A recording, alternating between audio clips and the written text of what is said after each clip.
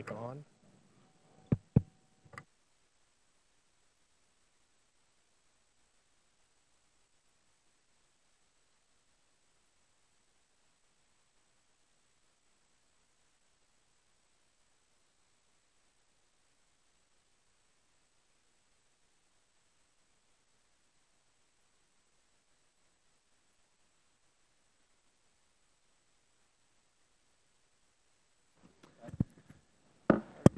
Committee will come to order. We're going to start with a short video that we think sort of sets some context. My friends on the Democrat aisle may think otherwise, but we think this is important, particularly when you think about the fact that several $100 million of taxpayer dollars were lost here. So we're going to show that, then we'll get to opening statements, as I indicated to our witnesses before the committee was gavelled into order. We may have to break for votes here in the next 20, 30 minutes. If we do, we'll take a short recess and we'll come back. But let's start with the video, then each side's got several opening statements, and then we'll get to your testimony. The staff could roll the tape. Use taxpayer money to place what is essentially a billion-dollar bet on electric cars. And this morning we have a first look at one of them, a car that for all its sleek design and energy efficiency is also raising questions about whether it could end up as another taxpayer boondoggle. Fisker got a federal loan 2 years ago of more than $500 million. With Vice President Joseph Biden saying the company would employ auto workers in his home state, Delaware.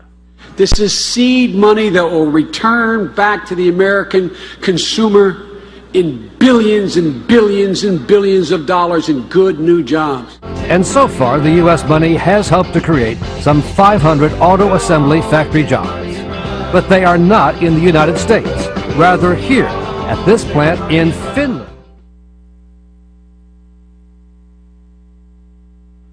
We're here standing today proving the beginning of what we're going to be able to say. The doubters were wrong about our ability to manufacture.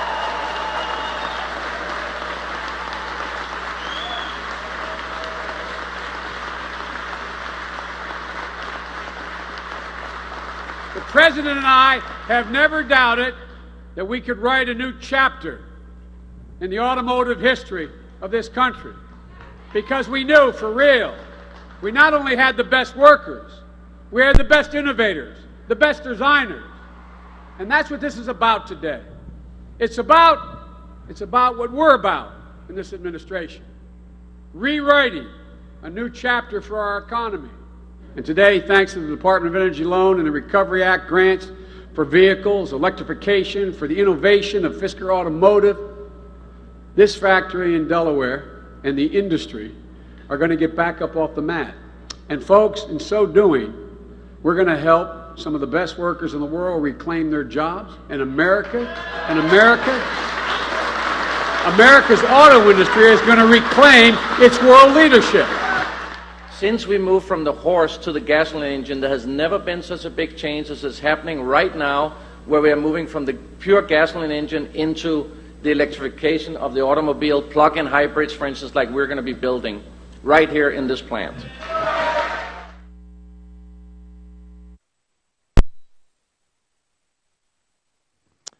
Today's hearing is about getting to the bottom of the U.S. Department of Energy's Fisker Automotive loan fiasco.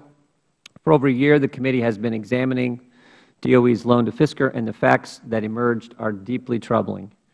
We need to understand why the Department of Energy thought Fisker was a viable company. As the video points out, the Vice President bought the Fisker story. Mr. Biden proudly declared in his home state of Delaware that Fisker would produce, quote, billions and billions of dollars worth of jobs. The factory at which Mr. Biden made these remarks alongside Mr. Fisker never produced a single car, and currently no one works there. A couple of things are clear. First and foremost, Fisker should have never received taxpayer money. It was rated CCC+. In layman's terms, it was junk-grade investment. The company built cars that cost $100,000. They built them in Finland. Taxpayers effectively subsidized luxury, novelty vehicles for the likes of Justin Bieber, Leonardo DiCaprio, and Al Gore. Fisker was not a well-thought-out startup. It had a fancy design and big names behind it, but no real business acumen. It was never destined to be a company of job creators, but rather skillful rent seekers. Fisker never oriented itself towards market signals and consumer demand. Its North Star was the political winds of Washington. In his prepared testimony, Mr. Fisker states he does not, quote, believe that any improper political influence was used in connection with the company's loan application or subsequent negotiations with the Department of Energy, but the facts seem to indicate otherwise. We know for sure that partners at Kleiner Perkins, a major stakeholder and backer of Fisker, talked regularly with people in the Obama administration and within the Department of Energy's loan office. Kleiner partner Ray Lane was chairman of the board at Fisker, and Kleiner general partner John Doerr talked regularly with loan program office head Jonathan Silver, and was an outside advisor to President Obama's on the administration's green energy spending strategy. Furthermore, the Governor of Delaware contacted the Department of Energy in December of 2011 and asked that the DOE take prompt action to help Fisker, which the Department of Energy did that same month by issuing Fisker an accommodating waiver to forgive the company for missing milestones and breaching financial covenants. Documents obtained by the committee show ample evidence that DOE's actions resulted in the needless loss of additional taxpayer funds. The Department of Energy bent over backwards to accommodate Fisker at many stages, even though the company was woefully underperforming, and according to documents obtained by the committee, potentially breaching financial covenants as early as June of 2010 before DOE dispersed any funds. The administration contends the program overall is a success and that we should ignore failures such as Fisker because taxpayers haven't lost even more money. This is entirely misleading and seeks to cover up the fact that the loan program has been one of the most disastrously mismanaged and corrupt programs in American history. Today's hearing does not conclude our investigation into Fisker's loan. This is just the beginning of fulfilling the committee's obligation to the American people to get answers about the malfeasance uncovered at the Department of Energy. With that, I would yield to the gentleman from Pennsylvania for his opening statement.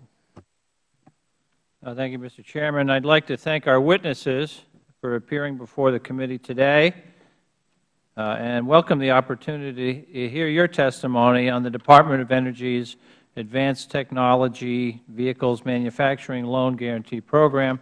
The ATVM program was created under President Bush and has received widespread support from both Democratic and Republican administrations and members of Congress. The program was structured to invest in U.S. companies and technologies that improve the fuel economy of vehicles, promote economic growth and job creation in the U.S., and protect U.S. taxpayer dollars. The ATVM program provided most of its funds to Ford, which today markets highly efficient and successful electric and EcoBoost engines made in Lima, Ohio, and several other U.S. facilities. The success of the Ford loan was replicated with the overwhelming majority of funds lent by the Department of Energy. $1.4 billion went to Nissan North America, which in 2012 reported a record-breaking year in sales, and $465 million to Tesla, which is on course to repay its loan early. In fact, 98% of the loan guarantees awarded in this program appear on track to be repaid. Today's hearing seems to ignore these considerable successes, and instead we're focusing on a $192 million loan made to Fisker Automotive. Now, I absolutely believe there should be congressional oversight of these programs, and I look forward to this discussion. But I would just like to point out the extensive amount of cherry-picking that is going on here today and that really has been going on in the oversight of the loan program office overall. All of the evidence before us indicates that the Department of Energy protected taxpayers in implementing the ATVM program, and DOE followed the same rigorous due diligence procedures in awarding the Fisker loan as it did in awarding the Tesla loan, the Nissan loan, and the Ford loan. Unfortunately, the Fisker loan is clearly not working out, but Congress, in creating this program, expected that some loans would not work out as hoped, and Congress appropriated $7.5 billion to cover potential losses in the loan portfolio. And DOE protected taxpayers once the loans were made. Financial controls and contractual milestones on the release of funds were built into every deal to minimize the taxpayer loss on these loan guarantees. These controls are particularly relevant as we discuss Fisker, which received a $529 million loan guarantee, but drew down only $192 million of those funds, 192 out of 529 drawn down. DOE's oversight of Fisker's ability to meet project milestones led to the decision to cut off Fisker's access to the loan. And now earlier this week, DOE recovered $21 million from Fisker to protect against the loss of those taxpayer dollars.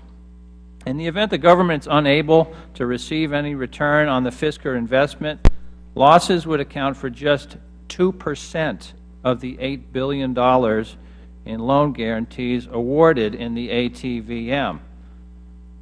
Now, I suggest that if Congress were not such a dysfunctional, partisan place, this hearing would lend some perspective on this 2% potential loss. In the world outside the Beltway, anybody who exceeds expectations 98% of the time gets an A+. That's what the DOE's performance has been in this program. All of the evidence in this committee that we've gathered leads to the conclusion that the ATVM is working as planned. DOE implemented the ATVM program and awarded funds only after rigorous due diligence. Fisker's problems were clearly not hoped for, but Congress and DOE planned for the potential of some loans not working out. In fact, ATVM's performance has exceeded Congress's expectations, and only a portion of the funds authorized to Fisker are at risk of loss if the company fails to find a buyer.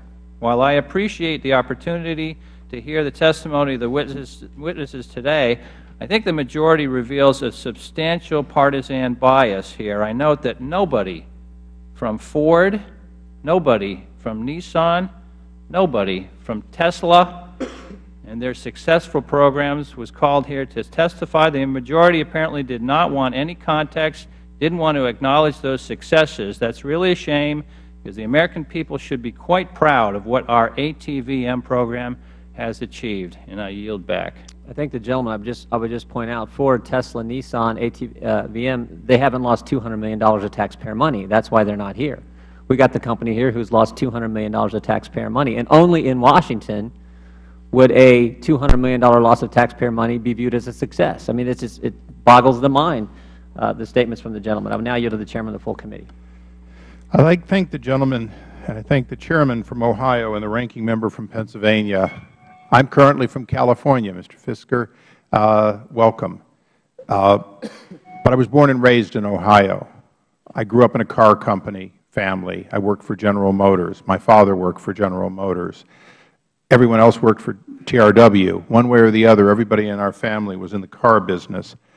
So I'm going to open up by telling you, you know that your place in history as a body designer is secure. You know the work you've done in other areas is well known and desirable. Yes, you're going to be with Preston Tucker for building an innovative car that didn't last. From a fiscal responsibility, the company didn't make it. You'll be with Malcolm Bricklin. You'll be with John DeLorean. That's not necessarily bad company. Quite frankly, innovative cars have a history of failing. This program was conceived, as the Ranking Member said, under President Bush, voted. It's not a partisan vote. It's not a partisan program. We have you here today not because you failed, not because you lost potentially Federal, U.S. dollars and other investors' dollars.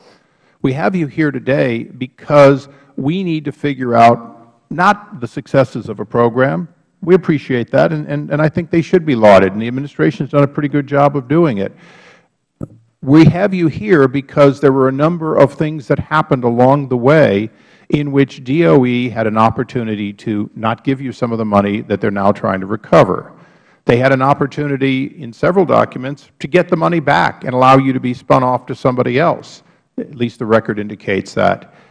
there were opportunities to not fail. More importantly, this was an investment in a finished car from Finland.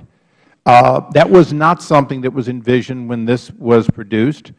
And most importantly to me, as an owner of 37 patents, when I went through the file and I looked at DOE allowing this money to go to you while not owning any of the intellectual property, because that's a company not covered by the loan, I looked and said there were fundamental mistakes that, Mitt Romney, the day he left graduate school, would not have made that mistake. And that's why you're here. You're not here for your ambition. You're not here for what went wrong on your watch, nor your chief operating officer. Mr. Whitcomb, you're here because DOE seemingly cannot miss an opportunity to miss an opportunity in this case. The mistakes are well documented. And yes, as the Chairman said, there's an indication that one of Mr. Fisker's major investors had extraordinary access to the White House. And one of the questions is, would just anybody who had never produced a car, who wasn't going to actually produce a car in the first go-round, be able to get this kind of money and this kind of underlying guarantee if they didn't have a politically connected backer? That's a question. It's not an answer. Those are some of the things that the Chairman is looking to find out. I do reject the ranking member's assertion that somehow this panel is not fair. It is subject-specific, and I think it's appropriate. Every panel that comes before this committee, I look at before, during, and afterwards and say, did I get it right? I do not believe that between the first and second panel we're going to particularly feel we didn't get it right. I will mention once again that the absence of transparency by DOE, a consistent pattern of not being open and transparent, does make it difficult. But the Chairman has been able to get enough documents for us to see a number of failures. And last but not least, I want people to understand, if we're going to get in the business of investing, are we investing in everybody? Are we investing specific? Do we have a plan? And I think that if we're going to have a second hearing, and after the car makers, if you will, are gone, I think we're going to have DOE back again and back again until the lessons learned are so undeniable that, in fact, we can have a confidence that you won't miss opportunities to minimize losses, make the best choices up front, make sure that you are free of political influence and effect, which you're not, and the emails we have received show anything but that. So, yes, we want to have these decisions made by professionals. We want to make them without political interference. We want them made consistent to a plan. And as other investigations this committee has done, we want to make sure there's no gamesmanship of essentially having multiple loans for the same technology. All of that is part of our mandate. So, Mr. Fisker, as I said in the back, this is not a pleasant experience for anyone to go through, particularly at a time of trauma for your own company and so on.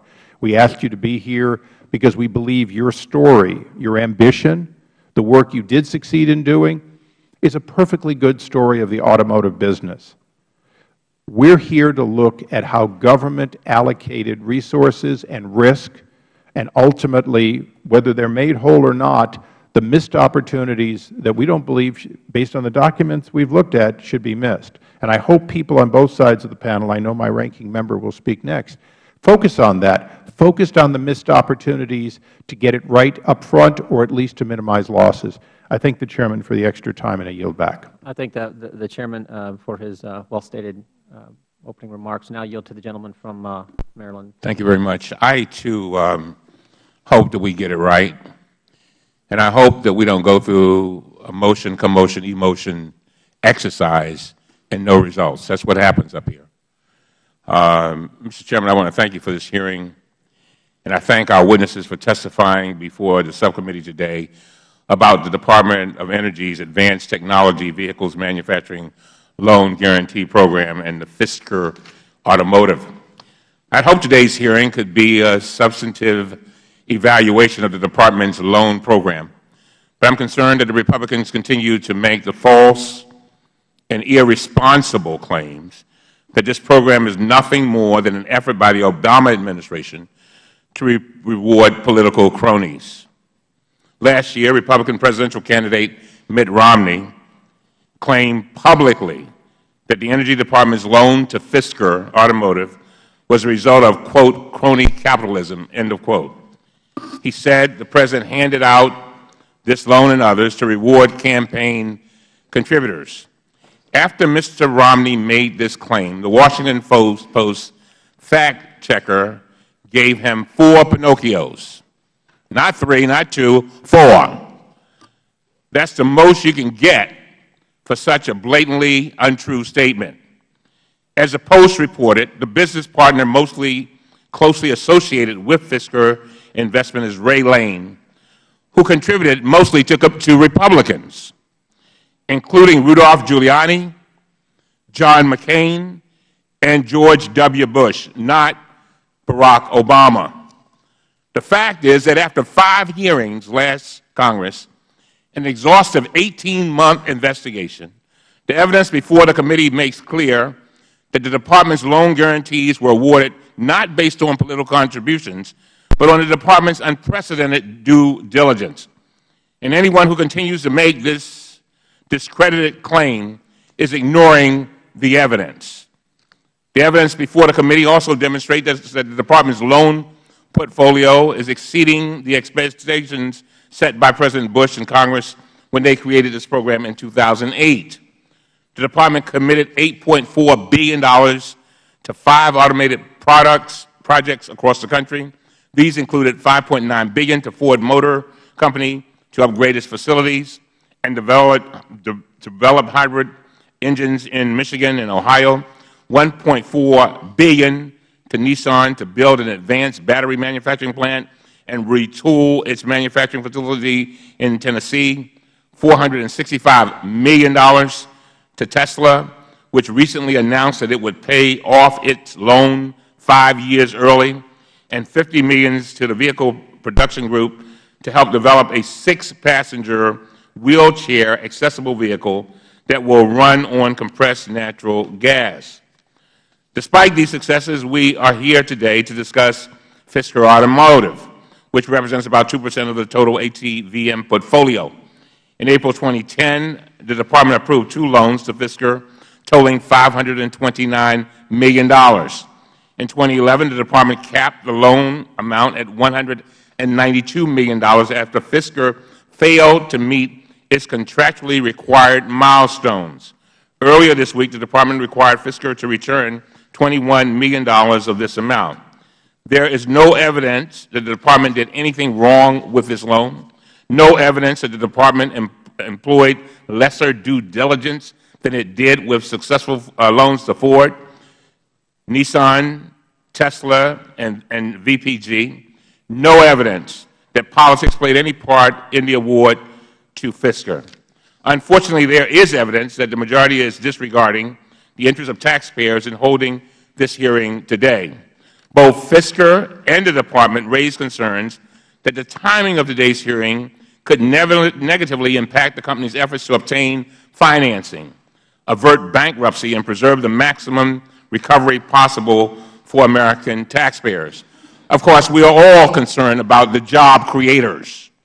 I ask unanimous consent to enter into the record the April 17, 2013 letter from Fisker's counsel expressing the company's willingness to cooperate with the committee, but requesting a brief delay. To be sure, the committee has a legitimate oversight interest in reviewing the Department's program. I support robust efforts to learn more about these programs, but I hope that we can do that today in a responsible way. Mr. Chairman, I go back and I ask that the letter of April 17th be admitted into the record. Thank the gentleman for his statement. I would just point out evidence. The Democrats have all the same. Democrat Party has all the same information we have. We think at the conclusion of this hearing, there will be evidence to show why this hearing was needed, and frankly, why we had the CEO of Fisker here to give his side of the story as well. I would also point out, the gentleman talked about the loan programs at the Department of Energy. To date, Solyndra is bankrupt, Beacon Power is bankrupt, the Balance Solar is bankrupt, A123 batteries having all kinds of problems, Nevada Geothermal is having all kinds of problems, Solo Power is having all kinds of problems, and of course the company we have in front of us today. So to say that this program at the Department of Energy is just wonderful ignores the facts, ignores the evidence. And with that, I would yield to the gentleman. Mr. Chairman, you never answered my question. I asked you, could I have my document admitted into the record? You certainly can. Thank Without you. objection. Gentleman from Florida. Thank you, Mr. Chairman. Thank you for calling this hearing. I think it's going to be useful to examine the mistakes made by both Fisker and the Department of Energy and to highlight the waste of hundreds of millions of dollars in taxpayer funds. But I think these issues also bring up the larger issue of government's involvement in betting on hand-picked private companies. I don't think government through central planning is competent enough to play venture capitalist, especially with other people's money. The political allocation of capital undermines free enterprise by favoring cronyism over economic viability. I don't think crony capitalism is consistent with a truly free market economy, and I definitely don't think it's the recipe to get our country back on track, which is something we need to do. So I look forward to the questions. Thank you for providing all this information for us. I think it's been very enlightening, and I thank the witnesses for their willingness to attend the hearing. Great. I thank the gentleman. Members have 7 days to submit opening statements for the record. We will now recognize our first panel. We have first Mr. Nicholas Whitcomb, who is the Supervisory Senior Investment Officer at the Department of Energy's Loan Program Office. Mr. Whitcomb, we thank you for being here. We have Mr. Henrik Fisker, who is the co-founder, former CEO, and former Executive Chairman of Fisker Automotive. We know you had to travel a long way. We appreciate you being here, Mr. Fisker. And Mr. Bernard Kuhler, who is also co-founder, former Chief Operating Officer, and current Chief Executive Office for Europe and the Middle East at Fisker Automotive. We thank all of you for being here. We have to swear you in, so you have to stand up and raise your right hand. Do you solemnly swear or affirm that the testimony you're about to give will be the truth, the whole truth, and nothing but the truth, so help me God? Let the record show that each of the witnesses answered in the affirmative, and with that we will move 5 minutes each. You get a lighting system that should be right in front of you. Make sure you turn your mic on, pull it close. You get 5 minutes more or less, but try to keep it to 5 if you can. And hopefully we'll get through all three, and then we may have to, as I said before, break for votes and then come back for questions. Mr. Wickham. Chairman Issa, Chairman Jordan, Ranking Member Cummings, Ranking Member Cartwright, members of the committee, thank you for the opportunity to testify before you today. My name is Nicholas Whitcomb, and until recently I served as the Acting Director of the Department of Energy's Advanced Technology Vehicle Manufacturing Program. This was during 2012. I currently serve as a Supervisory Senior Investment Officer in the Loan Program Office, of which the ATVM is a part. I have been with the Department since 2009 and have over 20 years of commercial and lending experience for major global financial institutions. The LPO administers two loan programs, Section 1703 and 1705, for energy technologies authorized by Title 17 of the Energy Policy Act as amended. It also administers direct loans for the Advanced Technology Vehicle Manufacturing Loan Program as authorized under Section 136 of the Energy Independence and Security Act of 2007. Congress created these programs to support clean energy and advanced technology vehicle projects. As such, the LPO provides loan guarantees to cutting-edge, innovative energy technology and manufacturing generation projects in a wide variety of sectors, including renewable, nuclear, fossil, automotive, and transmission. As of today, the LPO has committed or closed nearly $35 billion in direct loans and loan guarantees, supporting nearly 3 dozen projects with total project costs over $55 billion. The financing has leveraged $1 billion of private investment and augmented the capacity of capital markets to finance innovative and large-scale clean energy projects. The ATM program, created by Congress with strong bipartisan support, the ATVM program is designed to accelerate the development and deployment of advanced technology vehicles that would help automotive manufacturers meet more stringent CAFE standards, create jobs, and reduce the nation's dependence on oil. The program provides loans to automobile and automobile parts manufacturers for the cost of re-equipping, expanding, and establishing manufacturing facilities in the United States to produce advanced technology vehicles or qualified components, and for costs associated with engineering integration performed in the United States. The ATVM program has received numerous applications from both automotive original equipment manufacturers and component manufacturers and remains open to receive applications from the automotive industry on a continual basis. To date, the DOE has committed and closed 5 ATVM loans, totaling $8.4 billion, to automotive manufacturers large and small, and we are adopting cutting-edge technologies and deploying them into the market. We conduct rigorous due diligence to protect taxpayers' interests. The LPO underwrites and structures its loans and loan guarantees to protect the interests of taxpayers and maximize the prospects of full repayment. Before making a loan or a loan guarantee, the LPO conducts extensive due diligence on the application with rigorous financial, technical, and legal and market analysis by DOE's professional staff, including qualified engineers, financial experts, and outside advisors. A Government Accountability Office report stated that, quote, "It is noteworthy that the process developed for performing due diligence on loan guarantee applications may equal or exceed those used by private lenders to assess and mitigate project risks." Following the loan closing, the LPO monitors each borrower's performance against its business plan and projections. As part of this process, the program works to mitigate risk to the portfolio. As the Allison report stated, the LPO is not a passive bystander. When monitoring a loan, rather, the LPO has the ability to reduce or mitigate risk of a portfolio over time and has robust tools for protecting itself from elective risk and to ensure adequate protection of the U.S. taxpayer.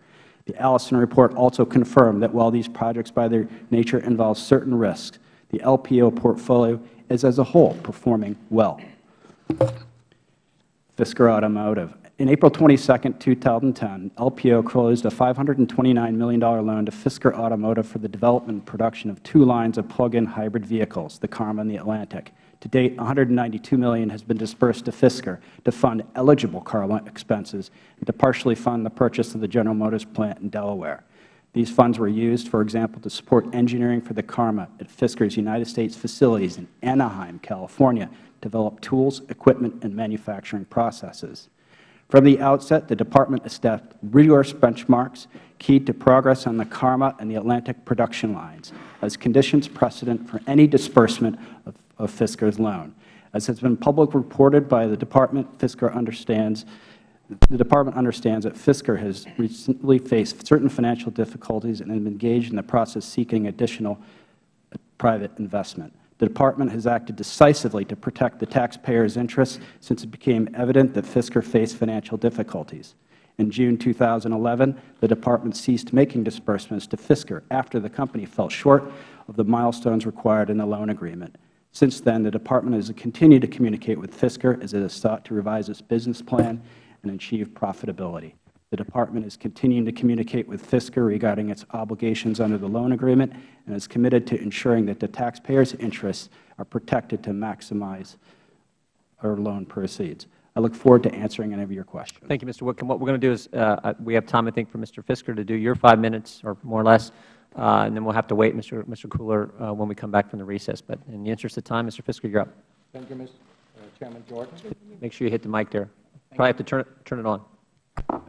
Thank you, Chairman Jordan. Thank you. Chairman Issa, Ranking Member Cartwright, and Ranking Member Cummings, and the subcommittee members, thank you. My name is Henrik Fisker, and I'm the former CEO, Chief Executive Officer, and Chairman of Fisker Automotive. From the outset, Fisker Automotive aimed to be a new American car company setting pioneering standard for low-emission technology and cutting-edge design. I'm proud of what Fisker Automotive and its incredible employees, shareholders, suppliers, dealers, and other stakeholders were able to accomplish. Designing, engineering, and manufacturing an advanced plug-in hybrid vehicle from scratch and bring it to production. We sold approximately 2,000 of these vehicles to buyers around the world before having to cease production due to several difficult events. After resolving initial launch challenges, the cars performed well and customers loved them. I'm also proud that the Fisker Karma has been given many awards for its advanced technology, including Time magazine listing the car as one of the 50 best inventions of 2011. The technology that Fisker developed is cutting edge and will help pave the way for a new generation of American cars. This hearing presents an important opportunity to set the record straight about what the company and I did right, what went wrong, and where factors beyond our control intervened. This hearing is also an opportunity to address some of the misinformation that has circulated in recent weeks. Before we begin, I need to make an important statement about my testimony. I stepped down as Chief Executive Officer in early 2012 and became Chairman of the Board. In March of this year, I left Fisker Automotive and no longer speak for the company. While the company retains my name, we are not one and the same. I co-founded Fisker Automotive with several partners in Irvine, California in 2007, and we announced our plan for our first car, the Karma, in 2008. From the beginning, we knew that we would face significant challenges in building a plug-in hybrid vehicle from scratch. In early 2008, I was approached at a sustainability conference in California by a senior Department of Energy official. We discussed the technology that Fisker Automotive was developing, and he encouraged the company to apply for a loan from the Advanced Technology Vehicles Manufacturing Program, AVTM, or ATVM. Fisker continued its conversations with the department, and the company applied for a loan at the end of 2008. At that time, we already had significant financial backing from private investors. In 2010, Fisker secured final approval for the 2 loans under the ATVM program. In total, the company drew down $192 million on the loans. The first loan supported American engineering for the Karma, a car that was already designated for contract manufacturing in Finland before the company applied for the loan. The second loan was used to support the engineering and manufacturing of a more affordable car, the Atlantic, in the United States. The company drew down a total of $23 million on that loan. The department's loans to Fisker Automotive contained milestones and covenants that the company was supposed to meet to allow additional loan drawdowns. Fisker was transparent with the department about its progress at all times. Some have alleged that the company only received the loans due to political connections. Let me be clear. I am not aware and do not believe that any improper political influence was used in the connection with the company's loans application or subsequent negotiations with the Department of Energy. In 2011, the Karma ran into several significant obstacles that delayed our production and sales timeline. First, regulatory approvals for the Karma took longer than anticipated. Second, the Karma had 2 recalls related to parts provided by outside suppliers. Third, our exclusive battery manufacturer filed for bankruptcy protection in the mid-October 2012 and stopped manufacturing batteries. And fourth, when Hurricane Sandy hit the northeast of the United States, over 330 Karmas were damaged beyond repair. This constituted a major share of the company's inventory and resulted in a drastic loss of revenue. In spite of all these setbacks, I want to make clear that Fisker Automotive accomplished many noticeable achievements. We engineered and brought to market an exceptional new vehicle technology that won acclaim from customers and reviewers alike. Fisker still has the potential to build on those achievements if the company can secure financial and strategic resources. I sincerely hope that the company can find a way to move forward and repay its Department of Energy loan. Thank you. Thank you, Mr. Fisker. We will stand in recess for 25 minutes more or less.